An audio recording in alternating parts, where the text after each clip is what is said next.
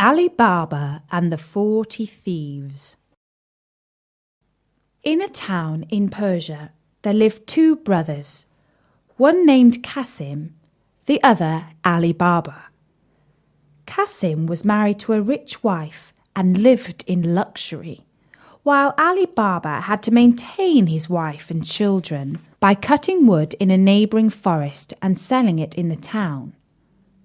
One day, when Alibaba was in the forest, he saw a troop of men on horseback coming toward him in a cloud of dust. He was afraid they were robbers and climbed into a tree for safety. When they came up to him and dismounted, he counted 40 of them.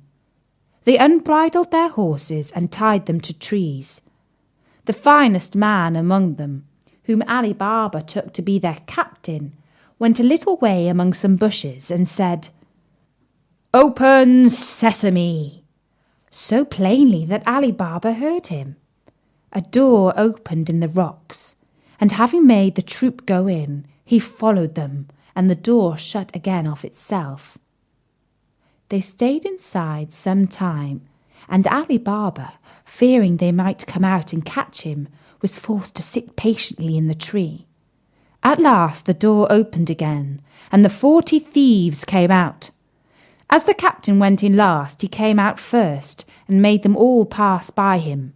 He then closed the door, saying, "Shut, Sesame!"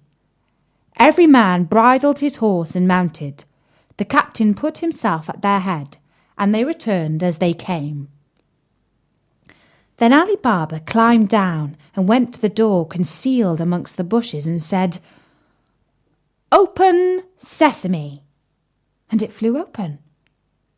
Alibaba, who expected a dull, dismal place, was greatly surprised to find it large and well lighted, hollowed by the hand of a man in the form of a vault, which received light from an opening in the ceiling.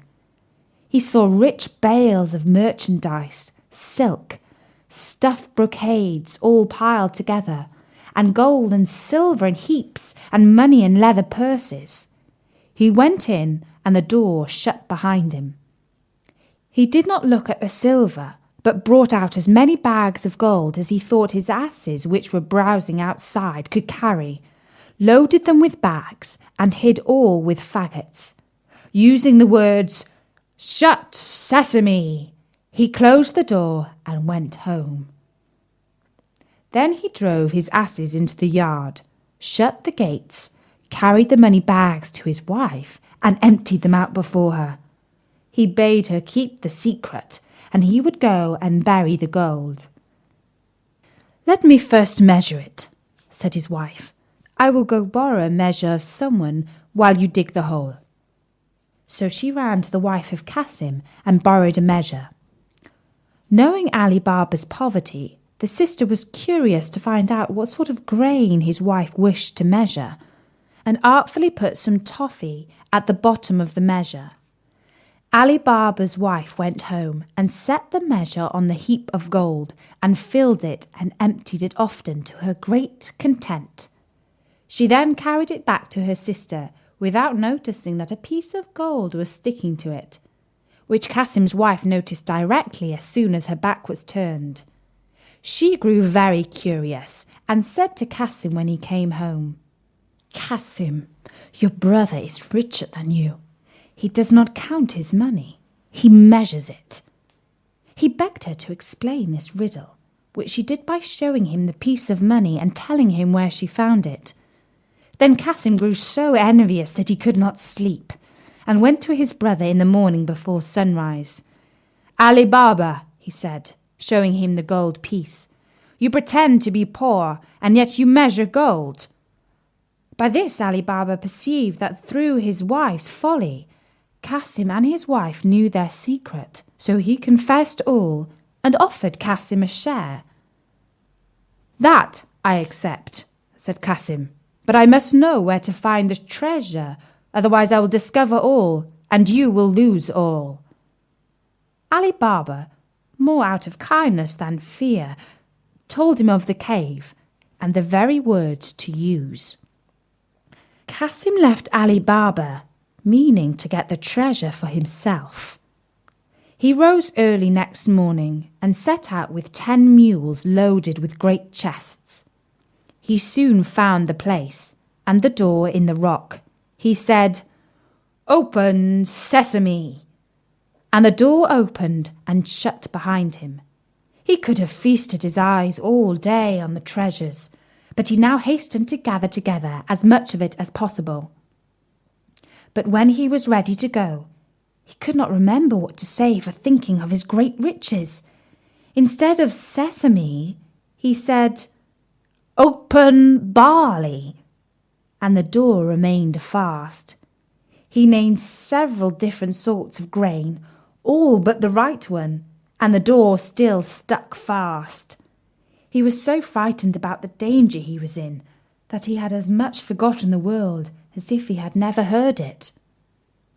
About noon the robbers returned to their cave and saw Cassim's mules roving about with great chests on their backs. This gave them the alarm.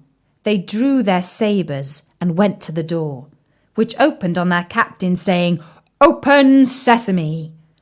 Cassim, who had heard the trampling of their horses' feet, resolved to sell his life dearly. So when the door opened, he leapt out and threw the captain down. In vain, however, the robbers with their sabres soon killed him. On entering the cave, they saw all the bags laid ready, and could not imagine how anyone had got in without knowing their secret. They cut Cassim's body into 4 quarters, in order to frighten anyone who should venture in, and went away in search of more treasure. As night drew, Cassim's wife grew very uneasy, and ran to her brother-in-law and told him where her husband had gone. Alibaba did his best to comfort her, and set out to the forest in search of Cassim. The first thing he saw on entering the cave was his dead brother.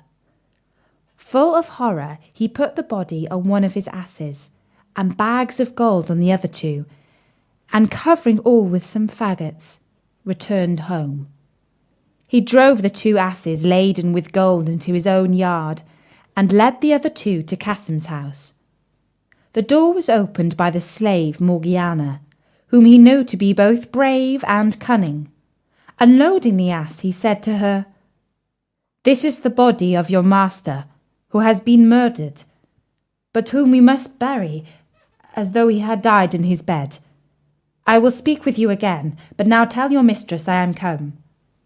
The wife of Cassim, on learning the fate of her husband, broke out into tears and cries.